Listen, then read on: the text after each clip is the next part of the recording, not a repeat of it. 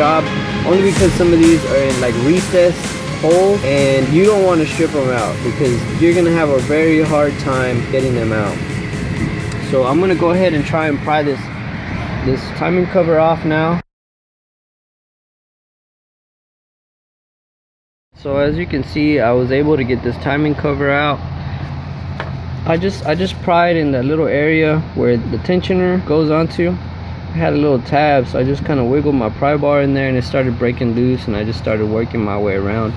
Now just be careful, you don't want to score this surface, any of the surface where it mounts to.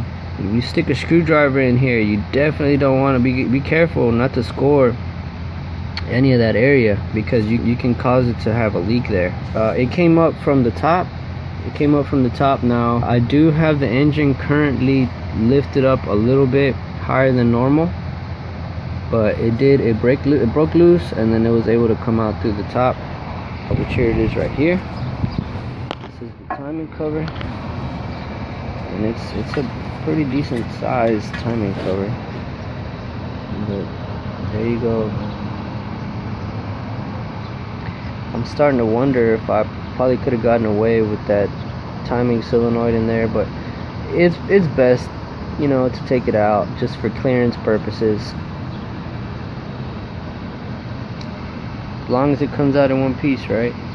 So this is that tab I was telling you about where the tensioner goes. There's a little tab right here, and there's actually some space you can pry up against the block. Alright, so the next thing we're gonna go ahead and do, we are going to take this timing chain off. Before we take the timing chain off, we do want to line up the crankshaft and camshaft pulleys to top dead center. Now I can already see some timing marks here. Alright, so it's kind of hard to see, but that line there that you see, that does appear, and I did look them up a little bit online, so these are going to be the timing marks.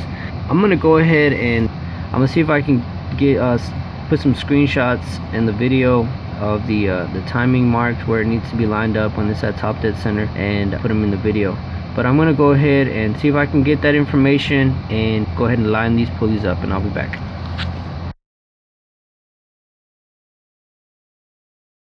So according to what I have so far found online, that's top dead center right there. I saw another video, a gentleman, it's actually in Spanish, the one I was talking about, and he is saying how, and that stupid line is really hard to see, but there's a line right there, and that should line up with this edge here, which it is. And then on this side, let's see if I can get it from down here, that little mark has to line up right there, which it is. And the number one cylinder, the intake and exhaust valves have to both be, well, the valves are closed, which means the cam lobes are up as they are now. Pretty much the cam lobes should be pointing up away from the valve. Now the crankshaft pulley, it does have a mark on it. There's a mark on the crankshaft pulley, but and it does not line up with anything. It looks like maybe it's supposed to line up with the edge.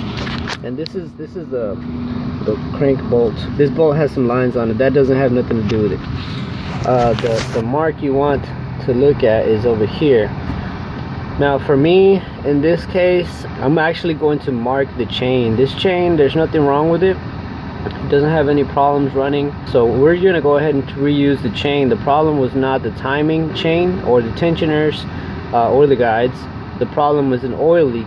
So in my case, I'm going to be marking the chain because I'm going to be putting it back on. Now if you buy a new chain, it should have marks on it, new marks. One of them should line up with the crank pulley.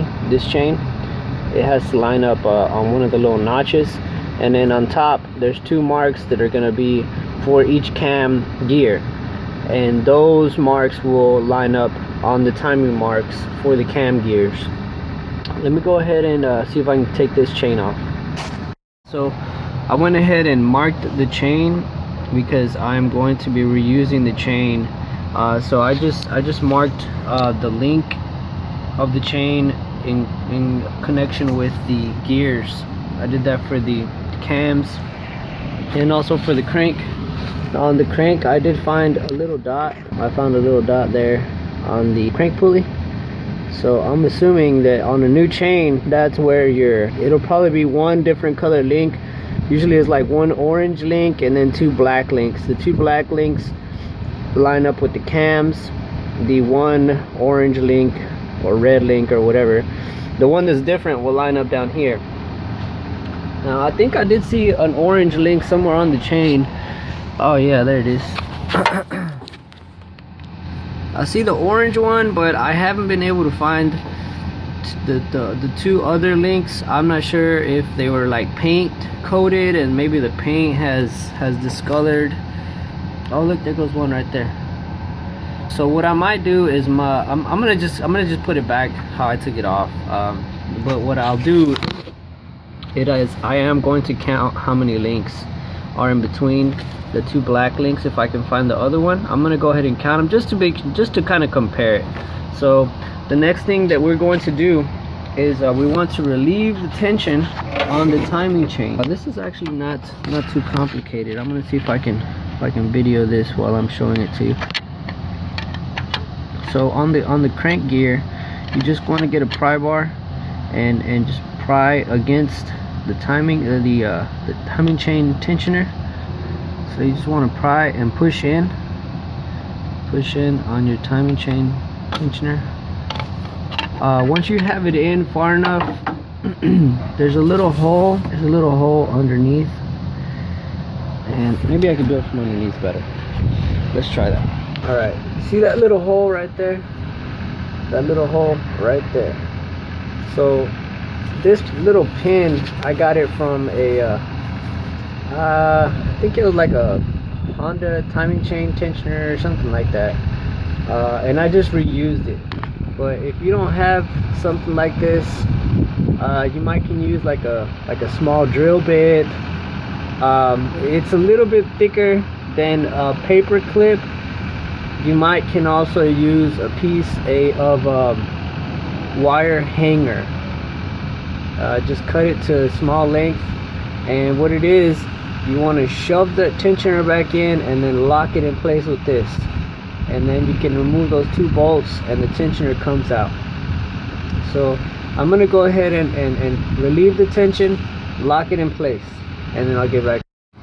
Okay, so I went ahead and it's locked up right now. Actually, from the bottom here, it was a lot easier to just pry against this piece of the crank and then just push in. It's not hard. It's really not hard. Just take it slow, let it sink in slowly. There's going to be a little bit of oil that seeps out, as you can see, because those are hydraulically tensioned. And have the little piece of metal here, and as soon as it goes all the way in, just push it in and it'll lock in. And right now, as you can see, tensioner is not under tension right now. Now this secondary chain, there are two chains in case you haven't noticed.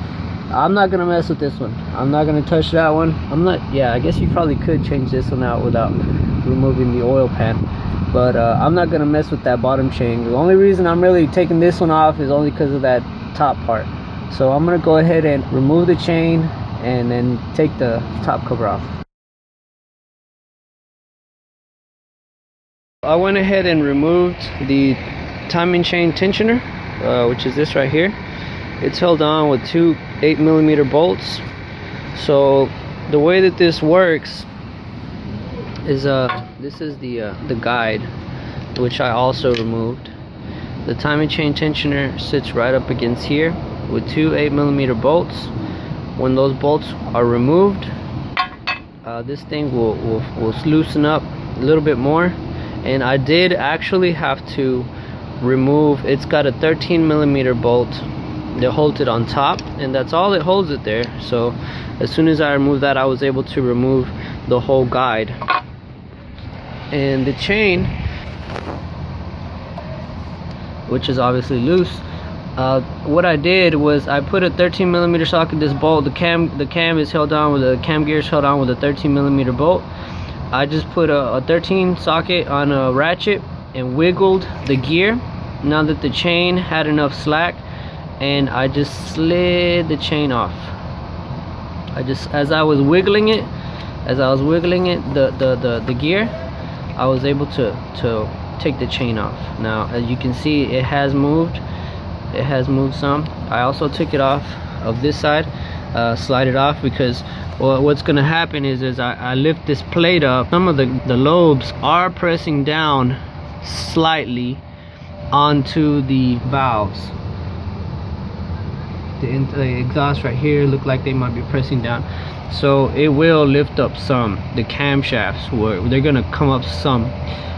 So I'm gonna go ahead and remove these 8mm bolts. There's several of them that are holding this plate on, and then I'll get back to you. So I did remove the 8mm bolts that were holding on this top plate. There are 12 of this particular size right here, and then there are also 3 longer ones that go at the front of the I don't know what you want to call this, cam plate, whatever this thing is. So it should be ready. Let me go ahead and it should be ready to come up. Now it's already been loosened up, so I might need to pry it up a little bit. It doesn't look like it's gonna need a little bit more persuasion. Let me go ahead and get this thing off, and I'll get back to you. So I did start to pry up on that plate, and it does look like the plate itself has a little ledge where it kind of swoops into the back of the gears. So I did go ahead and, I haven't removed them, but I did remove the bolts that hold the gears on. And the way I did that, I put a crescent wrench onto the camshaft. Actually has like this indentation where you can put like a wrench. I tried a 19mm and it's too small, so I'm guessing it's maybe a 20mm. But the crescent wrench was just fine, just to hold the camshaft while I removed the 13mm bolts that hold it on, which are these right here. And they are different, you cannot mix them up. Actually, I guess you could put this one into the wrong side, but this one is larger and it will not fit. It will not fit in there. The larger one goes in there. The one with the smaller ledge here goes into the larger cam gear. But these are loosened up and they should come right out. See, that little ledge is what I was talking about. Okay, on the back of the cam, it has one hole, and it's hard to see on camera, but that hole is actually deeper than the rest of them, and that hole has to line up with that little stud that's sticking out. I know on camera it's a little bit hard to tell, but that hole is actually a little bit larger than these other ones here. But if you feel not comfortable, you may want to mark it when you take it off. As soon as you take it off, mark that hole so you know which one to line up to. I'm pretty sure the other ones won't fit into that, and then this one here should just have one mark or one little line here where it lines up. A good thing to remember now, this front side has a mark, so that's how I'll be able to remember how it goes on. But I mean, don't put it on backwards. Don't. This one looks like it could go on backwards, and you definitely don't want to do that. Okay, so just remember which direction you took it off. As you can tell, it's a little bit different on each side, so just remember which way you took it off. All right, now this plate should hopefully come up. Yeah, all right, there we go. And this is the troublesome plate. Now it was leaking from back here in this corner, and we can see that the silicone looks like it's dried up, and I don't know what if it maybe pushed it out.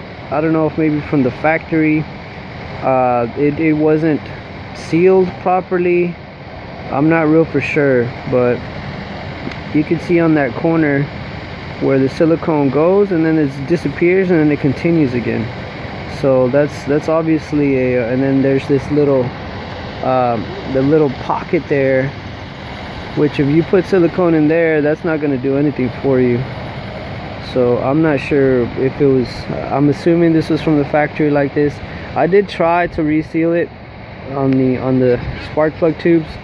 I tried to reseal it without, but I started to, and I was like, you know what, this is only going to give me a bigger headache. You know, the only way to do it right is to take it off, and which brings us to right now. So I'm gonna go ahead and start cleaning these surfaces. You don't want to put any gouges in them, you don't want to put any scratches in the surfaces. I'm gonna just kind of run a razor blade against it, not scraping it, but just kind of just persuading the silicone to come off. So I'm gonna go ahead and start cleaning it off, and I'll get back to you. Yeah, so all this scraping is taking a toll on me, so I had to finally put this cat to work, because he's just laying around here and not doing nothing, and he needs to contribute to the cause. So you go ahead and clean. Actually, I think it's a girl. Paper towel here, kitty, and go ahead and clean up. Go ahead.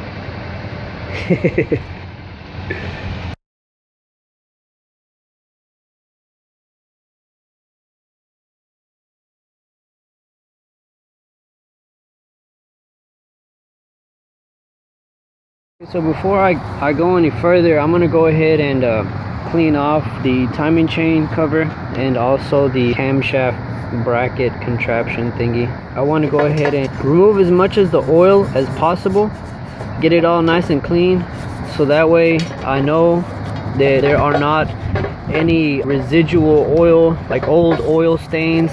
So in case there is any future leaks, I know that it's not old oil or gunk or whatever. So I'm gonna go ahead and see if I can get this stuff cleaned up, and I'm just using some Purple Power engine degreaser, which for some reason is coming out green. I think I filled it up with some green stuff, but it's the same stuff, engine degreaser. So let me go ahead and clean this up, and I'll get back. I blew it all off with some compressed air, got all the water off of it. I wiped down all the surface areas with some brake cleaner to get them all nice and clean, and I'm also going to be wiping down this area with some brake clean and paper towel. So let me go ahead and start cleaning this off, and then I'll get back to you. Got the surfaces nice and clean, and I will be posting a picture of the manual that shows you where the silicone is supposed to go.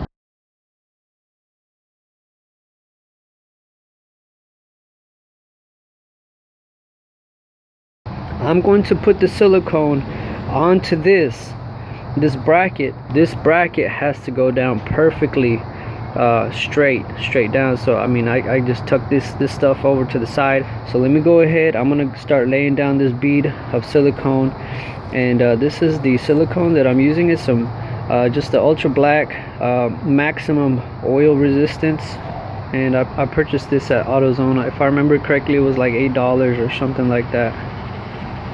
Maximum oil resistance, there you go. OEM specified. So I'm gonna go ahead and start laying this stuff down. Right, so I got my bead of silicone on there, and it goes all the way around as close to the center as I possibly could of that little sealing surface. I'm gonna go ahead and slap this thing back onto this side. Okay, so I did set it on there. It wasn't too bad. Make sure as you're going in, be extremely careful that nothing touches the silicone. You cannot bump into anything, okay? And I just set it on there. I have not even put the screws on there, but before I do, I want to go around and make sure that the silicone is intact as best as I can, So I'm gonna go ahead and inspect it, because I don't think it's gonna come out real good on camera. I'm gonna pull out my mirror and I'm gonna inspect to make sure that the silicone is intact. If for some reason it bumped into something on the way down, I'm gonna have to take it back off, clean it back off, and start all over. So let me go ahead and whip my mirror out and double check it. Alright, so it does look good. I did go around the edges with my mirror. I did have to use a flashlight on that back corner and on that back corner to double check, but it's good. The silicone went down good, it's intact. So what I'm gonna do is I'm gonna just run it down. I'm not gonna put pressure on it. I'm just gonna, because as you can see, the bolts are all just backed out. I'm just gonna run them down. I'm not gonna put any pressure on them because I do have to torque these down, and it's a 3-stage process. I don't know why, but whatever. So I'm gonna go ahead and follow the instructions, but first I'm just gonna run them down because it just takes too long to tighten them down with a torque wrench. So let me go ahead and start. It does recommend you start in the center, so I'm just gonna start in the center. And I know that this is not the exact order, but like I said, I'm not putting any pressure. I just want to get them down to where my torque wrench isn't gonna turn for 50 million times before it finally, you know, gets tight enough to where it'll tighten down. Okay, so let me go ahead and finish tightening these things down, and I'll get back.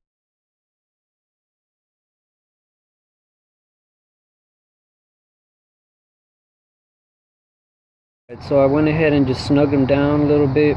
They're not under any pressure. The first step that you have to tighten them in an order is to tighten them down to 17 inch-pounds. So I'm going to go ahead and tighten them down in the order as the manual says, and then 17 and then 50 something. Well, let me go ahead and do this first round, and I'll get back to you. Alright, so the first step, 17 inch-pounds, they're all tightened down. Now it says to go to 52 inch-pounds, 50 and 2. We go ahead and tighten down. So the next step is 52 inch-pounds. So they have all been tightened down to 52 inch-pounds. And the last step is to tighten them to 84 inch-pounds. So let me go ahead and tighten them down to 84. Okay, so I have them all torqued down to 84 inch-pounds just as the manual says. But you can see the silicone has been compressed. It's nice and compressed all the way around. I already checked it. You want to, after you torque it down, you want to definitely double check all the way around and make sure that the silicone has a nice little ledge going around on all of the sealing surfaces, just to make sure that your silicone is set up, you know, right. Now on this front part, there's 2 edges here where the silicone kind of pokes out, and what I'm going to do is I'm going to go ahead and get a razor blade, and I'm just going to kind of slice it. For now, a clean razor blade.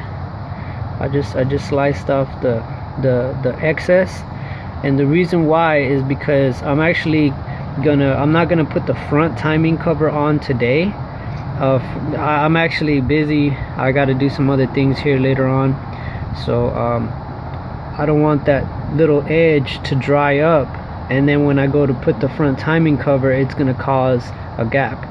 So I just kind of leveled it out, and I'm gonna do that on this side also. There you go. So that's nice and flush there.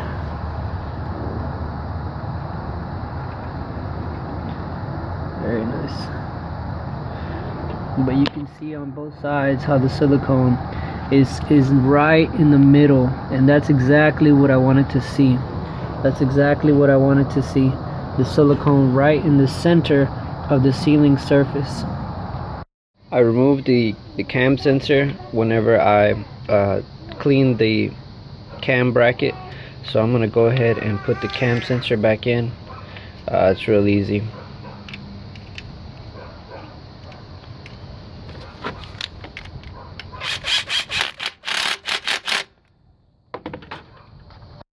Alright, so the next thing I'm going to go ahead and do is put my cam gears back on.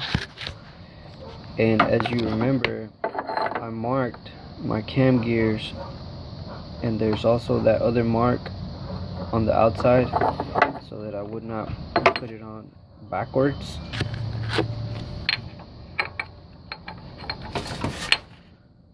Just like that.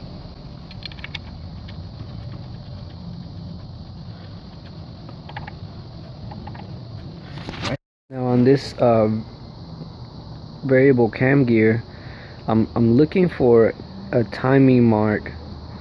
So because I made this mark, I marked it with the paint pen, and I'm looking for a timing mark on here somewhere, and honestly I don't really see a mark that I could say is a timing mark anywhere on this gear. In the manual, I believe if you take off this outer section underneath, it has a timing mark that would look similar to that one, but I don't really want to take this thing apart, so I'm just gonna go ahead and continue with the timing mark that I made.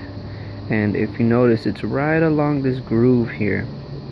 This one has a larger hole right there. It has a larger hole, and that hole is the one that lines up with this dowel right here.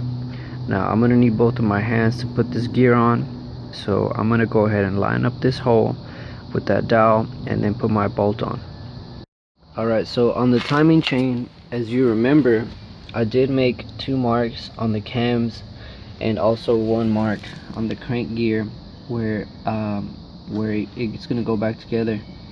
So I did identify the 2 marks on the chain originally. It's really hard to see, but this is one link that is darker, and here is another link that is darker, and then we have an orange link. I counted the space on the chain from link to link,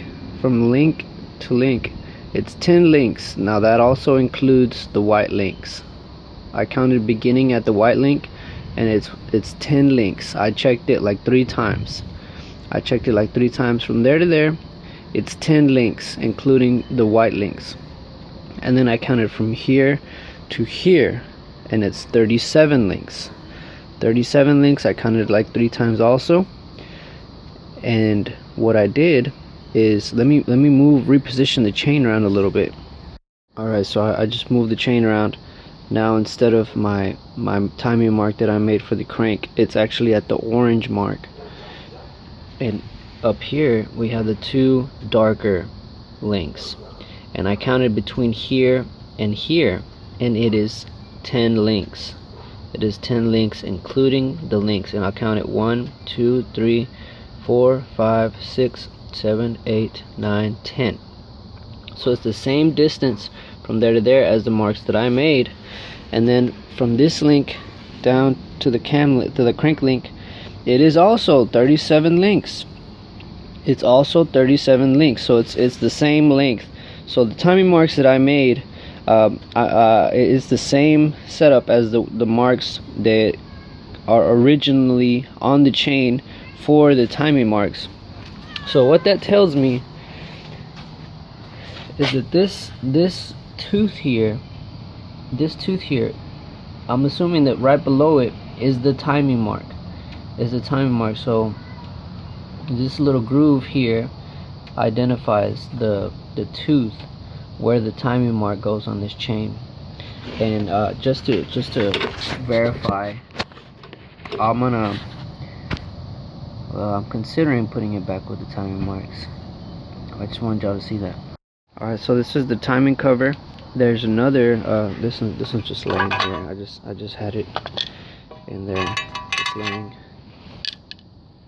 But there's also another timing guide right here.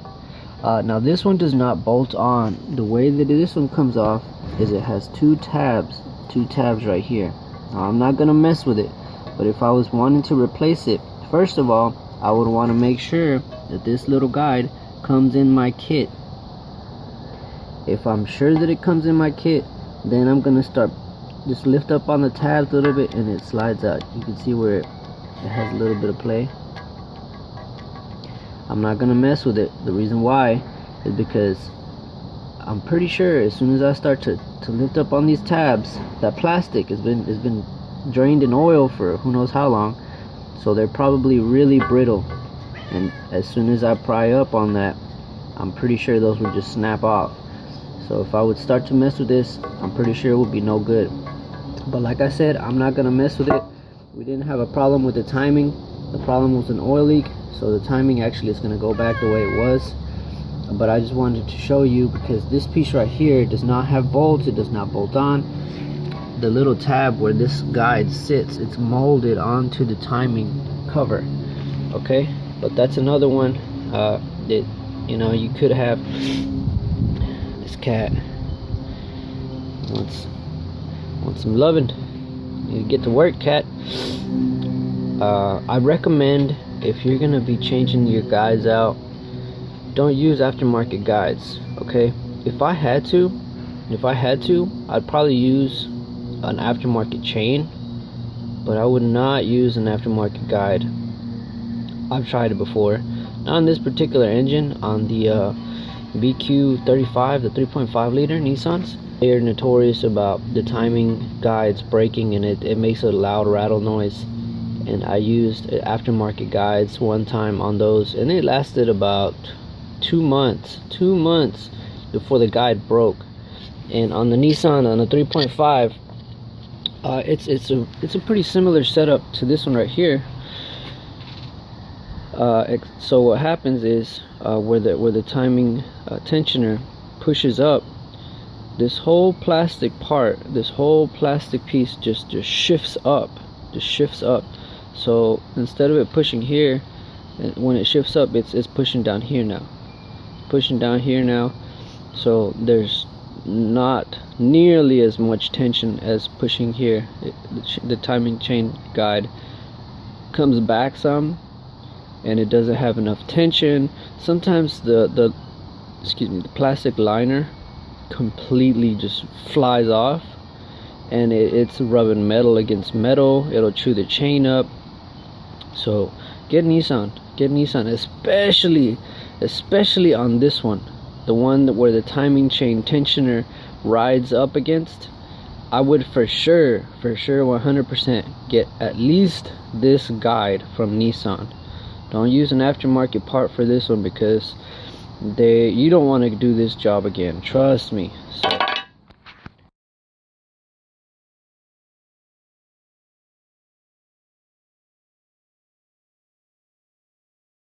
alright, so the exhaust cam gear torqued down to 65 foot-pounds. So I went ahead, I got my crescent wrench holding it down from that little angled section of the camshaft. I got my torque wrench here, it's already set to 65 inch-pounds. Got my 13mm socket here, it's ready to tighten this down.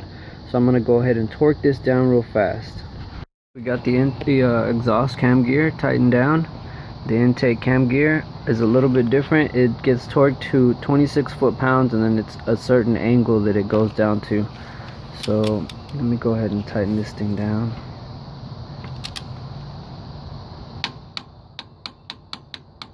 "26 foot-pounds really is not a whole lot. And I've heard people say that you only do one click. It didn't move anymore. I just wanted to make sure. So let me go ahead and get my angle torque device, and I'll get back with you.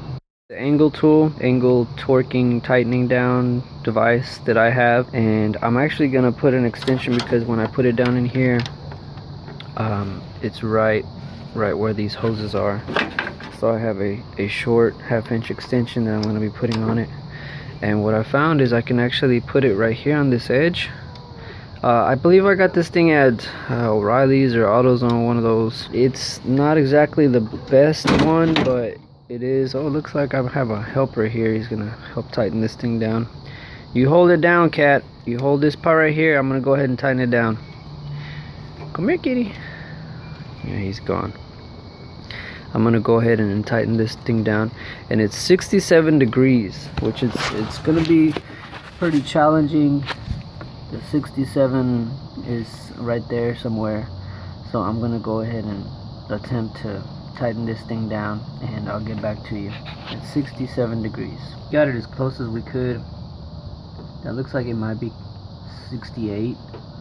Each of the long lines is 10 degrees, so that next long line would be 70. So I'd say we got it pretty close. I didn't break the bolt off, which is always a good thing.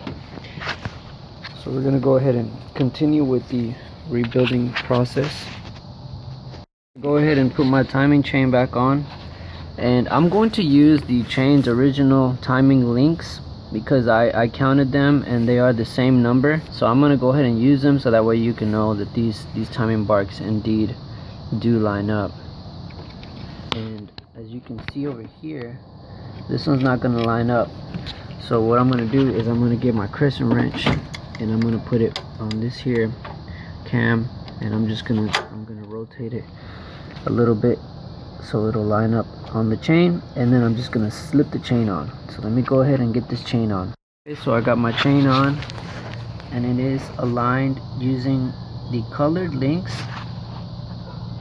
that the chain originally comes with, and it is right on the marks. Well, this one here, that obviously has a mark. They're not perfectly aligned just yet. I'm not worried about aligning them on the actual timing cover marks. I'm just trying to line up the marks on the gears with the chain, and then I'm gonna rotate the chain. Once I have the tensioner and the guides back on, then I'm gonna rotate it all together to line up the marks.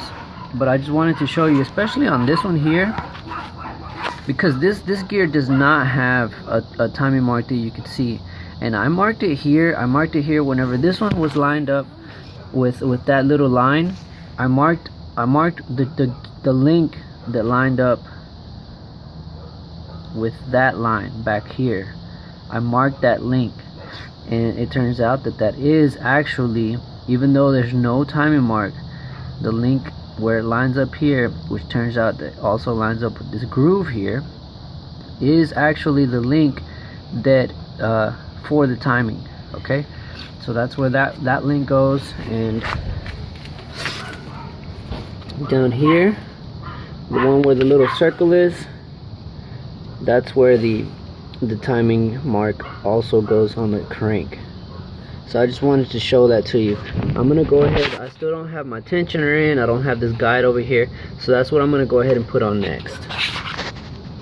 So now that we have our timing chain on, we have our timing chain guide on, we're going to go ahead and put on our timing chain tensioner, and it's still under tension with the little clip.